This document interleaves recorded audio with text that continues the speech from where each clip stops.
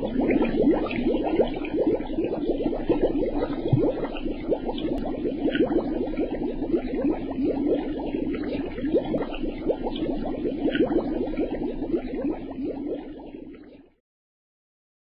الله الرحمن الرحيم الحمد لله والصلاة والسلام على رسول الله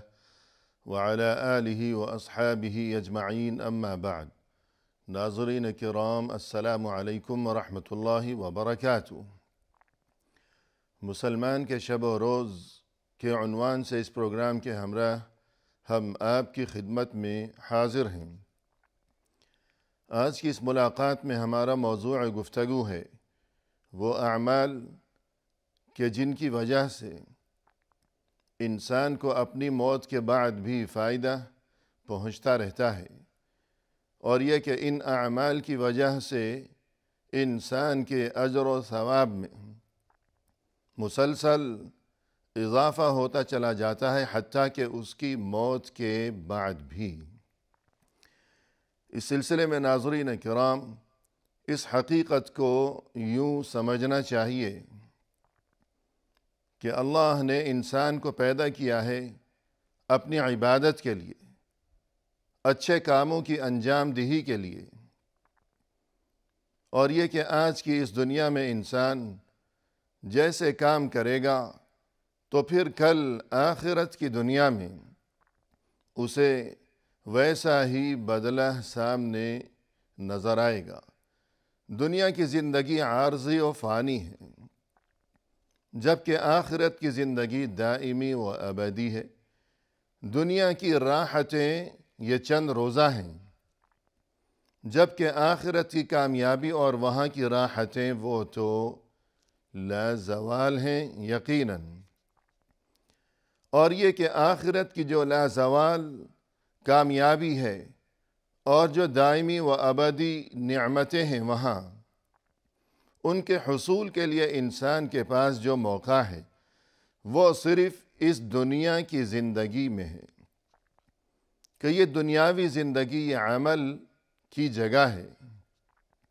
جبکہ آخرت میں عمل کا موقع انسان کے ہاتھ میں باقی نہیں رہے گا، بلکہ وہاں تو صرف جزا اور سزا، یعنی اچھے یا برے بدلے کا موقع ہوگا اور سلسلہ ہوگا۔ لہذا انسان کو دنیا کی اس عارضی و فانی اپنی چند روزہ زندگی میں ہمیشہ اچھے کام ہی کرتے رہنا چاہیے۔ البتہ اس سلسلے میں وہ چیز جو کہ آج کی اس نشست میں ہمارا موضوع گفتگو ہے وہ یہ کہ دین اسلام میں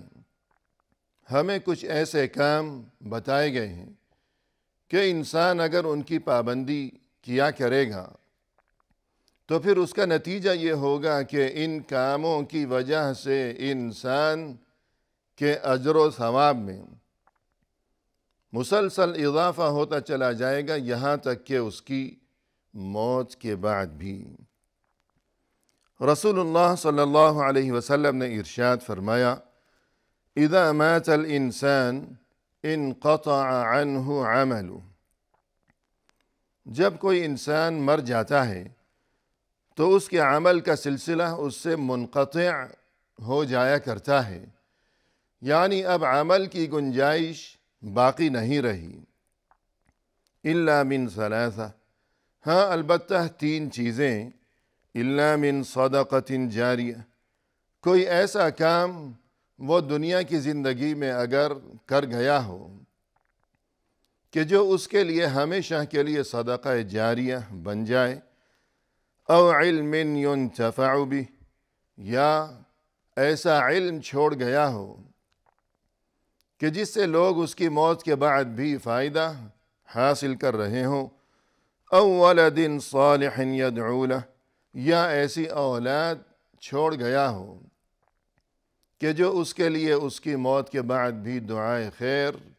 کرتی ہو۔ اسی طرح ایک موقع پر رسول اللہ صلی اللہ علیہ وسلم نے یوں ارشاد فرمایا، سبعۃ یجری للعبد اجرہن وہو فی قبرہ بعد موتہ، 7 چیزیں ایسی ہیں کہ انسان کے لیے ان 7 چیزوں کی وجہ سے یا ان 7 اعمال کی وجہ سے انسان کے اجر و ثواب میں مسلسل اضافہ ہوتا چلا جاتا ہے، حالانکہ وہ قبر میں منتقل ہو چکا ہے۔ من علم علما، جس کسی نے کوئی علم سکھایا ہو، او کرا نہرا، یا کوئی نہر جاری کی ہو، او حفر بئرا،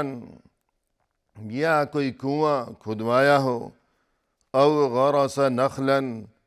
یا کوئی درخت اس نے اگایا ہو، او بنا مسجدا، یا کوئی مسجد اس نے بنائی ہو، او ورث مصحفا، یا وہ کوئی قرآن کریم کا نسخہ چھوڑ گیا ہو، او ترک ولدا یستغفر له بعد موتی، یا ایسی اولاد چھوڑ گیا ہو کہ جو اس کے لیے اس کی موت کے بعد دعائے خیر کیا کرتی ہو۔ رسول اللہ صلی اللہ علیہ وسلم کی اس حدیث مبارک میں یہ 7 اعمال ایسے بیان کیے گئے ہیں کہ جن کی بدولت انسان کے اجر و ثواب میں مسلسل اضافہ ہوتا چلا جاتا ہے، حالانکہ وہ تو قبر میں جا پہنچا ہے، اور یہ کہ وہاں وہ خاک میں مل کر اب خاک ہو چکا ہے، لیکن کس قدر خوش نصیب ہے وہ انسان کہ قبر میں پہنچ جانے کے باوجود اور یہ کہ خاک ہو جانے کے باوجود اس کے اجر و ثواب میں مسلسل اضافہ اور اس کے درجات میں مسلسل ترقی ہوتی چلی جا رہی ہو۔ تو ان 7 چیزوں میں سے ناظرین کرام، سب سے پہلی جو چیز اس حدیث میں بیان کی گئی کہ من علم علما، جس کسی نے علم سکھایا، یعنی کوئی ایسا علم جو کہ انسانیت کے لیے مفید ہو، دینی لحاظ سے بھی اور دنیاوی لحاظ سے بھی، کہ کسی بھی شکل میں لوگ اس علم کی وجہ سے مستفید ہو رہے ہوں، تو یوں یہ چیز انسان کے لیے بلندی درجات کا سبب بنتی رہے گی اس کی موت کے بعد بھی، کہ جب تک لوگ اس کے چھوڑے ہوئے علم سے فائدہ اٹھاتے رہیں گے۔ جیسا کہ اسی بارے میں، یعنی علم کی اہمیت کے بارے میں، اور یہ کہ اگر کوئی علم سکھا گیا ہو تو اس وجہ سے اس کے درجات میں اور اجر و ثواب میں جو مسلسل اضافہ ہوتا چلا جاتا ہے اس کی موت کے بعد بھی، تو اس مضمون کو رسول اللہ صلی اللہ علیہ وسلم نے یوں بھی بیان فرمایا ایک موقع پر، ان مما يلحق المؤمن من عمله وحسناته بعد موته علما علمه ونشره، مومن کی موت کے بعد وہ چیزیں کہ جن کی وجہ سے اس کا اجر و ثواب مسلسل بڑھتا چلا جاتا ہے، تو ان میں سے ایک چیز یہ بھی ہے کہ اگر انسان اپنی دنیا کی زندگی میں علم سکھاتا ہو، علم کا خزانہ چھوڑ کر گیا ہو، تو اس چیز کا اجر و ثواب مسلسل اسے ملتا رہے گا، یہاں تک کہ اس کی موت کے بعد بھی یہ چیز اس کے لیے اجر و ثواب میں اضافے کا سبب بنتی ہی رہے گی۔ اور دوسری چیز جو اس حدیث میں بیان کی گئی ہے وہ یہ کہ اجراء النہر، کوئی نہر جاری کرنا، اور پھر اس کے بعد یہ کہ کنواں کھدوانا، کہ او حفر بئرا، تو کسی کے لیے پانی کا انتظام کر دینا، یہ بہت ہی پسندیدہ ترین عمل ہے، کیونکہ انسانیت کی بقا کے لیے، بلکہ زندگی کی بقا کے لیے، کہ وہ کوئی بھی جاندار چیز ہو، کوئی بھی مخلوق ہو، اس کے لیے، زندگی کے لیے اور بقا کے لیے جو چیز سب سے زیادہ ضروری اور اہم ترین ہے، یقیناً وہ پانی ہی ہے، جیسا کہ قرآن کریم میں اللہ سبحانہ و تعالی نے ارشاد فرمایا، وَجَعَلْنَا مِنَ الْمَاءِ كُلَّ شَيْءٍ حَيٍّ، ہم نے ہر چیز کو زندگی عطا کر رکھی ہے پانی کے ذریعے۔ تو گویا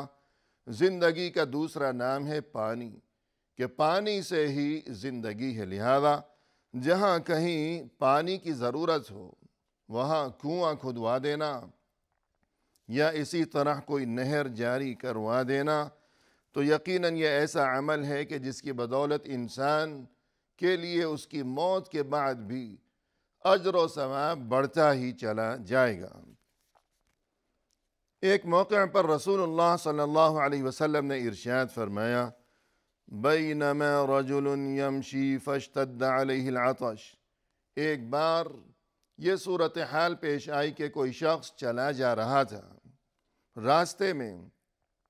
اسے پیاس نے بہت زیادہ ستایا، فنزل بئرا فشرب منها، تو وہ ایک کنویں کے قریب پہنچا اور وہاں اندر جا کر اس نے پانی پیا، ثم خرج فإذا هو بكلب يلهث يأكل الثرى من شدة العطش، پھر جب وہ کنویں سے باہر نکلا تو اس نے دیکھا کہ وہاں ایک کتا ہے جو کہ پیاس کی شدت کی وجہ سے وہاں کنویں کے آس پاس جو گیلی مٹی ہے تو وہ گیلی مٹی اور گیلی زمین چاٹ رہا ہے اپنی زبان سے۔ فقال لقد بلغ هذا مثل الذي بلغ بي، تب یہ منظر دیکھ کر وہ شخص یوں سوچنے لگا کہ جو میرا حال تھا پیاس کی شدت کی وجہ سے وہی اس کتے کا بھی حال ہے۔ فملأ خفه ثم أمسكه بفيه ثم رقي فسقى الكلب فشكر الله له فغفر له، تب وہ شخص دوبارہ کنویں میں گیا اور چونکہ وہاں کسی بالٹی وغیرہ کا کوئی انتظام نہیں تھا تو اس نے اپنا موزہ اتارا اور موزے میں پانی بھرا، پھر اوپر چڑھنے کے لیے چونکہ اسے ہاتھوں سے مدد کی ضرورت تھی کہ وہ اطراف کو یا سیڑھی کو یا جو کوئی بھی وہاں چیز تھی تو ہاتھوں سے پکڑ کر چونکہ اوپر چڑھنا ضروری تھا تو اب اس نے اس موزے کو جس میں اس نے پانی بھرا تھا اپنے منہ میں دبایا، دانتوں سے دبایا، اور یوں وہ پانی لیے ہوئے واپس اوپر پہنچا اور اس کتے کو اس نے پانی پلایا۔ فشکر اللہ لہ، اللہ نے شکریہ کے طور پر اور اس کے اس عمل کی قدر کرتے ہوئے فغفر لہ، اس کے لیے مغفرت کا اعلان فرما دیا۔ تو یوں پیاسے کتے کو جس نے پانی پلایا تو اس کے اس عمل کی اللہ سبحانہ و تعالیٰ کے نزدیک اس قدر اہمیت ہے، تو پھر ظاہر ہے کہ انسان اگر پیاسا ہو تو اس کے لیے پانی کا انتظام یہ کس قدر پسندیدہ ترین عمل قرار پائے گا۔ اسی طرح اس کے بعد جس چیز کا تذکرہ کیا گیا اس حدیث میں وہ ہے درخت اگانا۔ یہاں اگرچہ نخل کا لفظ استعمال کیا گیا ہے یعنی کھجور کا درخت، لیکن اس کے مفہوم میں ہر درخت شامل ہے۔ کوئی بھی درخت جو کہ مفید ہو، سایہ دار ہو، پھلدار ہو، تو جب تک خلق خدا اس سے فائدہ اٹھاتی رہے گی تو یہ چیز انسان کے لیے موت کے بعد بھی اجر و ثواب میں اضافے کا سبب ہی بنا رہے گا، یہ چیز سبب بنی رہے گی، جیسا کہ فرمایا رسول اللہ صلی اللہ علیہ وسلم نے، ما من مسلم یغرس غرسا او یزرع زرعا فیأکل منه طیر او انسان او بہیمت الا کان له به صدقہ، جب بھی کوئی مسلمان کوئی درخت اگاتا ہے تب اس میں سے اگر کوئی پرندہ یا کوئی چوپایا یا کوئی انسان جب بھی کچھ بھی کھائے گا اس درخت کے پھل سے تو یہ چیز اس انسان کے لیے صدقہ تصور کی جائے گی۔ اسی طرح ناظرین کرام ایک عمل کے جس کے بارے میں اس حدیث میں یہ بات ذکر کی گئی کہ جو کوئی یہ عمل انجام دے گا تو یہ چیز اس کے لیے موت کے بعد بھی اجر و ثواب میں اضافے کا سبب بنتی رہے گی۔ فرمایا کہ جس کسی نے مسجد کی تعمیر کی، تو ظاہر ہے کہ مسجد چونکہ اللہ کے نزدیک پسندیدہ ترین مقام ہے تو جو کوئی مسجد تعمیر کرے گا یا اس کام میں کسی بھی شکل میں اپنی حیثیت کے مطابق وہ شرکت کرے گا، اپنا حصہ ڈالے گا، کسی بھی طرح وہ تعاون کرے گا،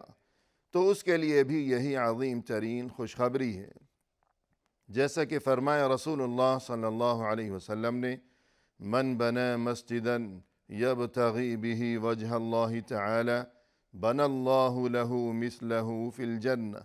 جس کسی نے مسجد تعمیر کی ہو محض اللہ کی رضا کی خاطر، تو اللہ اس کے لیے جنت میں گھر تعمیر فرمائے گا۔ اور اسی طرح ایک چیز جس کا یہاں اس حدیث میں تذکرہ کیا گیا کہ او ورث مصحفا، جو کوئی مصحف یعنی قرآن کریم کا نسخہ چھوڑ گیا ہو، یعنی قرآن کریم جو کہ کلام اللہ ہے، اللہ کا کلام ہے، کہ جو کہ کتاب رشد و ہدایت ہے، اور جس کی تلاوت موجب اجر و ثواب ہے اور باعث خیر و برکت ہے، اور جو کہ رہتی دنیا تک تمام انسانیت کے لیے ہمیشہ کے لیے، جس میں خیر و خوبی کی تعلیم دی گئی ہے، اور دونوں جہانوں میں کامیابی و کامرانی اور نجات اور صلاح و فلاح کا راز پوشیدہ ہے اسی قرآن کریم میں۔ لہذا قرآن کریم کی اسی اہمیت کے پیش نظر جس کسی انسان نے کسی بھی شکل میں قرآن کریم کی طباعت یا نشر و اشاعت میں کوئی تعاون کیا، یا اپنی جیب سے اپنے پیسے سے قرآن کریم کا کوئی نسخہ اس نے خرید کر کہیں وقف کر دیا، مسجد میں رکھوا دیا مثلاً، تو یہ چیز بھی انسان کے لیے اس کی موت کے بعد ہمیشہ